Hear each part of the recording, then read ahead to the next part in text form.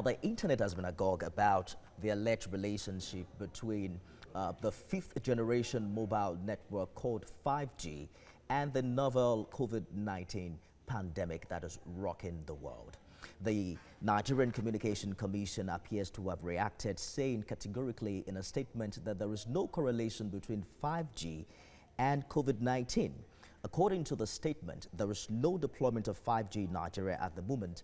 The NCC, back in November 2019, approved trial test for 5G for a period of 3 months, and the trial has been concluded and installation now decommissioned. I'm joined now by an environmental biologist, Tony Nwakalor, who will be telling us more on telecoms connections with COVID-19. Tony, thank you for joining us tonight. Oh, thank you for having me. Good evening. We have a very limited time, so I want your contributions to be as concise as possible. Practically, as simple as you can defend it, is there any scientific link between 5G and coronavirus? No, there's none. How do you explain that? What is now responsible for all of these conspiracy theories online? Well, I think the thing that's responsible for that is the similarity between radiation poisoning symptoms and COVID-19 symptoms. So indeed, there are radiation symptoms, and now reference has been made to rays emitted by the sun, radiation, which many believe should be stronger than the emission from 5G, even the CT scan emission and the X-ray. Help us better understand this danger that you're talking about. Well, I don't think any human being will be exposed to those high-frequency scanners like X-rays without some type of protection. I think the medical professionals will know much better, but from the little I know about X-rays, those are ionizing, those are high-frequency radiation towards the ionizing spectrum of the electromagnetic, spectrum, as it were. What 5G is not on the ionizing side of radiation; it's on the non-ionizing side of radiation. And when we talk about the sun, the sun's energy is not coming to us directly. You know, there's something called an ionosphere. So that's what blocks the cosmic rays, which are very dangerous, and it appropriates the particles, or what it has broken it down into, that energy. It appropriates it to every living organism, as it were. I mean, this is readily available biology online. Magnetosphere, ionosphere, that's really, it's available.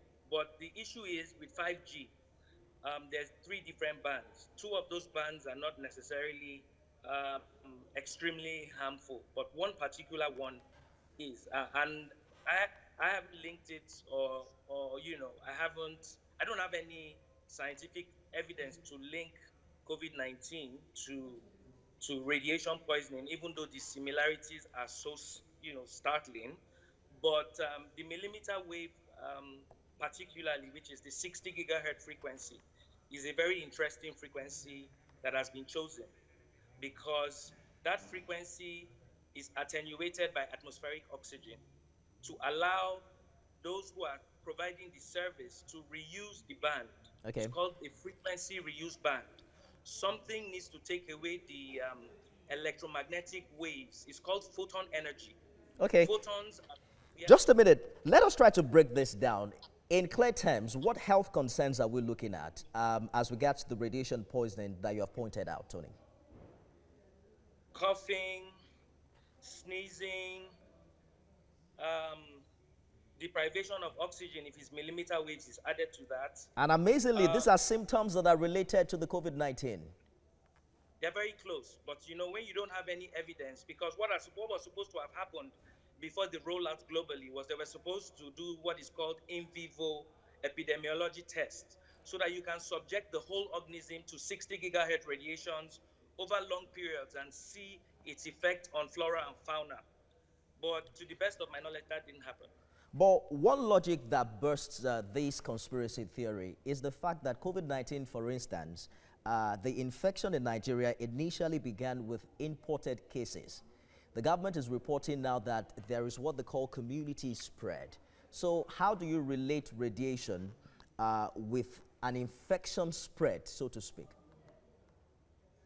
Well, I think, like I said, I don't have any evidence to tie COVID 19 to what I consider the physics of millimeter waves. Whether, people understand it or not, it doesn't change the fact that they exist and it's real and its effects are real.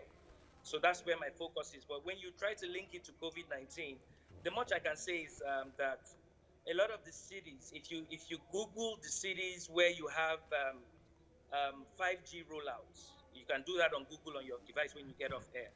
You will find out that a lot of these cities also have high cases of the COVID 19, fatalities. So the coincidences are very, they're very startling.